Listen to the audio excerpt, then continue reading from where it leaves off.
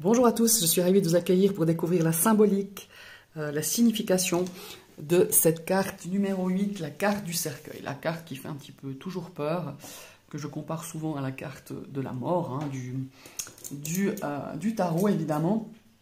Alors, cette carte du cercueil, évidemment, c'est une carte maîtresse, donc c'est une carte, ma foi, négative, hein, forcément. Au niveau de la vitalité, évidemment, ça nous parle de maladie. Mais attention, parce que souvent, tout de suite, les gens ils voient la carte du cercueil. C'est une maladie qui va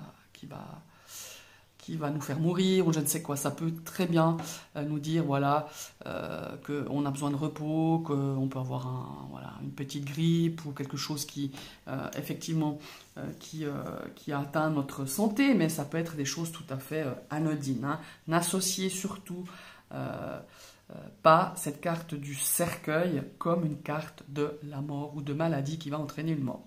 Personnellement, la mort d'une personne physique, hein, ou voilà, c'est plusieurs cartes associées. Voilà, tout simplement, moi j'ai jamais eu carte voilà, de décès autour de moi, quand j'avais juste la carte du cercueil et peut-être que la consultante s'est collée lors d'un tirage et que je faisais un tirage, voilà, ou un GT, ou un grand tirage, ou un grand tableau, ou d'autres, il y a plusieurs cartes autour qui nous signifient, ma foi, un décès.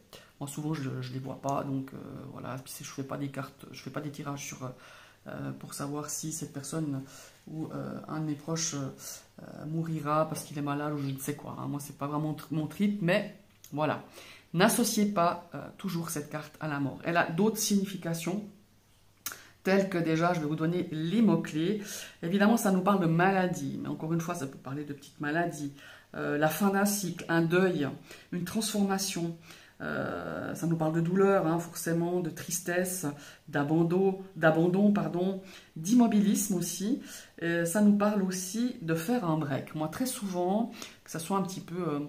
par exemple dans les tirages sentimentaux, parfois, évidemment, ça peut nous parler de fin de relation. Voilà, mais il faut aussi plusieurs cartes qui viennent appuyer ça. Ça nous parle d'un break. Moi, très souvent, c'est de faire un break. Comme vous le remarquez, tous ces cercueils sont fermés. Il y a certains jeux, bon évidemment je n'ai pas pu tous les sortir, puis je ne les ai pas sous la main, j'en ai sorti, voilà, j'ai pris ces 4 jeux pour vous donner un petit peu différentes illustrations, plus modernes, plus voilà. Et il y a le cercueil qui est ouvert, où on a un linceul, hein, un drap qui est posé sur le cercueil, qui pourrait justement nous parler de fin de quelque chose, fin d'une situation, fin d'un cycle et d'un renouveau. Voilà, c'est vraiment ça, c'est cette énergie justement qu'il faut retenir et qu'il faut vraiment adapter.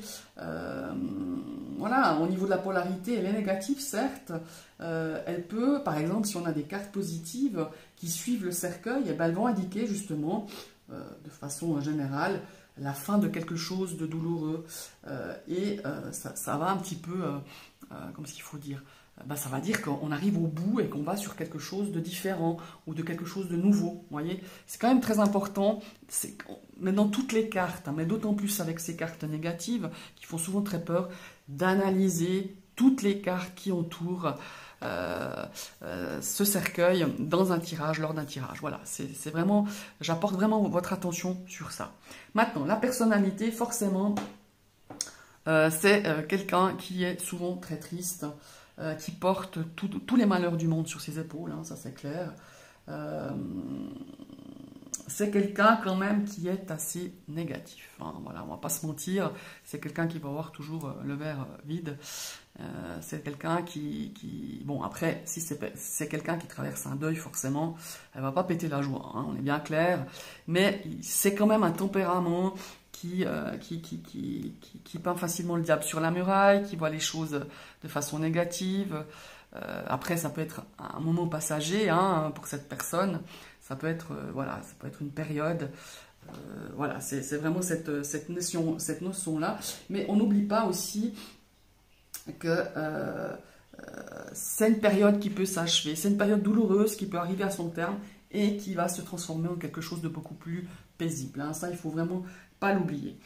Comment est-ce qu'il faut dire ça? Au niveau des messages, eh ben, des messages, il y a cette notion de se reposer, de changer quelque chose dans sa vie. Moi, c'est souvent ça, hein, ce qui ressort un petit peu dans ces tirages, ou de transformer, ou de se défaire de pensées négatives, de pensées stressantes, de pensées limitantes.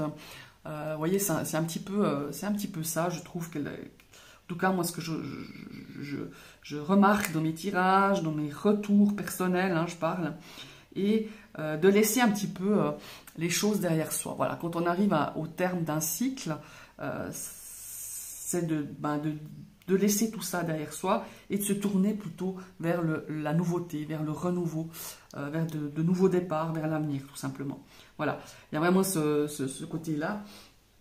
Et voilà, alors, c'est toujours bateau hein, de se dire faut rester positif dans les moments un peu merdiques de sa vie. Moi, je trouve que c'est tellement facile à dire. Alors, essayez. Moi, je pense qu'il y a ici, il y a une notion d'acceptement. C'est comme un deuil.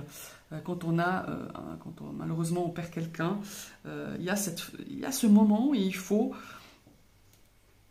forcément, on a mal, on est en difficulté, on est triste, on pleure, mais je pense qu'il faut l'accepter, la transcender, et puis ne pas se bander les yeux en disant « ouais, je suis positif ». Mais qui est positif quand on perd quelqu'un? Qui est positif quand on est atteint d'une maladie assez conséquente, je dirais? Ou qui est positif quand il se sent abandonné?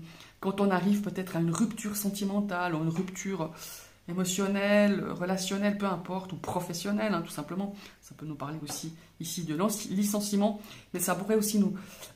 Excusez-moi. Moi, le licenciement, souvent, ça accompagné avec la carte de la faux. Mais bon, voilà. Ça, c'est toutes des remarques personnelles, encore une fois. C'est à vous de faire vos propres dialogues avec vos cartes. Voilà. Donc, être positif, oui, mais c'est un peu la phrase bateau qu'on a envie de mettre à toutes les sauces. Et des fois, moi, ça me fait hérisser le poil parce que je me dis, mais oui, mais comment tu peux être positif quand tu traverses un moment avec une énergie telle que le cercueil, par exemple, vous voyez? Donc voilà. Oui, essayez de se dire, bon, je traverse un moment difficile, c'est douloureux.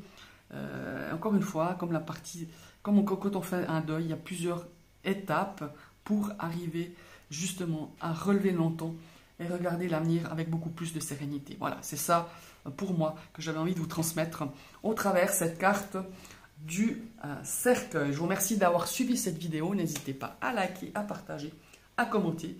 Évidemment, abonnez-vous, hein, ça serait top. Et puis n'oubliez surtout pas de réactiver une deuxième fois cette cloche pour recevoir les notifications de mes prochaines vidéos. Je vous dis à tout bientôt. Bye bye.